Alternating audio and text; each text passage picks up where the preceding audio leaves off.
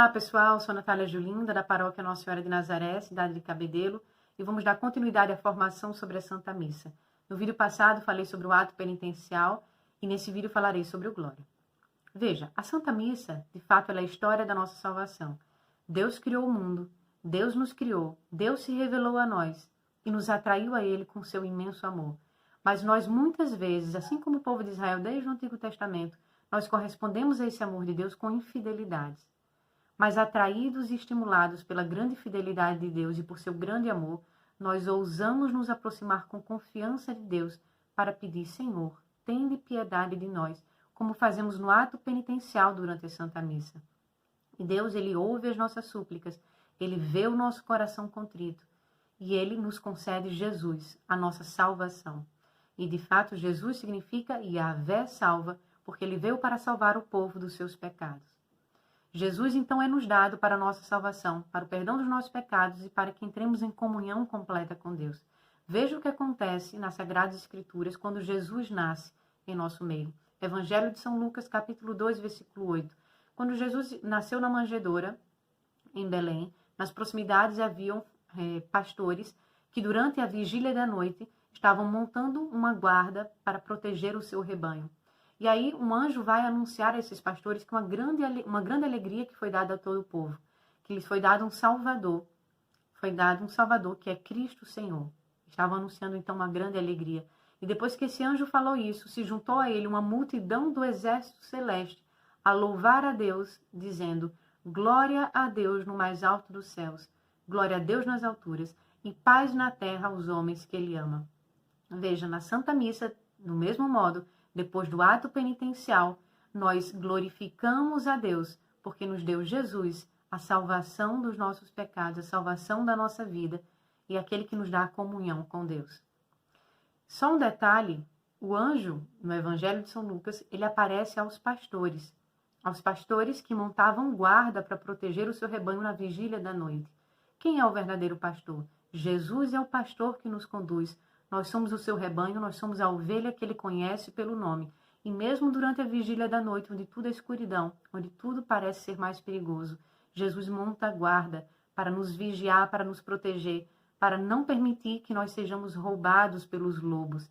E assim ele nos protege e nos atrai à salvação. Mas veja, voltando à Santa Missa, nós então entoamos um glória a Deus que nos deu glória a Deus, louvamos a Deus que nos deu Cristo Jesus. Então veja, o que significa glorificar a Deus? Significa louvar, exaltar a sua grandeza, reconhecer os seus grandes feitos. E na oração do Glória, que é recitada ou cantada durante a Santa Missa, ela tem uma estrutura que deve ser seguida. Logo no início da oração do Glória, primeiro vamos ver que nós louvamos a Deus Pai, porque Ele é digno de todo louvor, Ele é digno de toda adoração. Depois nós fazemos súplicas a Jesus, que é o Cordeiro de Deus.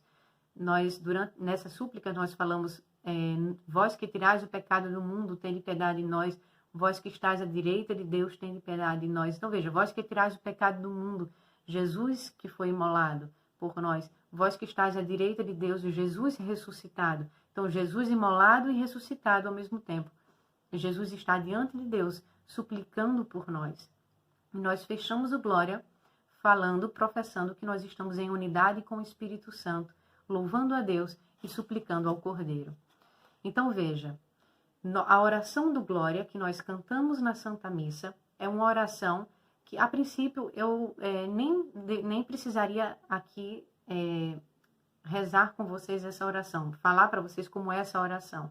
Mas, infelizmente, na prática, eu vejo muitos grupos de canto cantando o Glória, a música do Glória, a oração do Glória, de uma maneira completamente errada, fazendo certas distorções, reduções do texto, alterações, e isso é absolutamente proibido.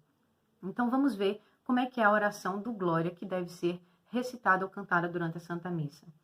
Glória a Deus nas alturas e paz na terra aos homens por Ele amados. Senhor Deus, Rei dos céus, Deus Pai Todo-Poderoso, nós vos louvamos, nós vos bendizemos, nós vos adoramos, nós vos glorificamos, nós vos damos graças por vossa imensa glória. Veja então que foi todo um louvor a Deus, Deus Pai.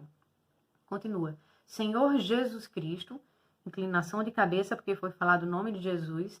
Senhor Jesus Cristo, Filho unigênito, Senhor Deus, Cordeiro de Deus, Filho de Deus Pai, vós que tirais o pecado do mundo, tende piedade de nós. Vós que tirais o pecado do mundo, acolhei a nossa súplica. Vós que estáis à direita do Pai, tende piedade de nós. Só vós sois o Santo, só vós o Senhor, só vós o Altíssimo, Jesus Cristo, com o Espírito Santo, na glória de Deus Pai. Amém. Então, essa é a oração do Glória que deve ser rezada ou cantada na Santa Missa. Veja o que diz a instrução geral do Missal Romano. O Glória é um antiquíssimo e venerável hino com que a Igreja, congregada no Espírito Santo, glorifica e suplica a Deus e ao Cordeiro. Não é permitido substituir o texto deste hino por outro. Então, veja, um aviso aos grupos de canto da Santa Missa. Não pode alterar o canto do Glória. Não é possível resumir, não é possível alterar, não é possível fazer nenhum tipo de modificação nessa oração. Infelizmente, é o que eu mais vejo, são grupos de canto entoando o Glória, rezando o Glória de uma maneira equivocada. Então, é preciso rezar o Glória dessa forma que foi falada aqui e que está no Missal Romano.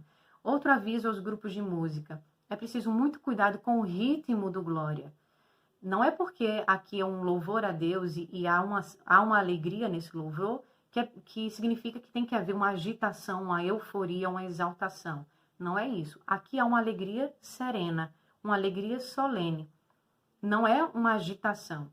Então, veja, não cabe aqui ritmos muito agitados, uso de bateria, até ritmos quase que de samba, de coisas altamente animadas, não cabe.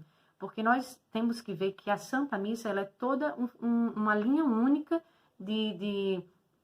é um mistério único, que se une do começo ao fim. E nós vimos que a Santa Missa é o sacrifício, a ressurreição e a ascensão do nosso Senhor. Então, não tem sentido a gente criar grande agitação que impede as pessoas de rezarem. É preciso que a gente leve as pessoas a rezarem com o ritmo. Então, os grupos de música têm muita importância, porque se agitar demais as pessoas se dispersam do mistério e, ao invés de rezar, ficam mais atentas ao ritmo que está sendo tocado e à agitação. E essa agitação da música, ela leva a agitação também para a alma e não é o objetivo da oração na Santa Missa.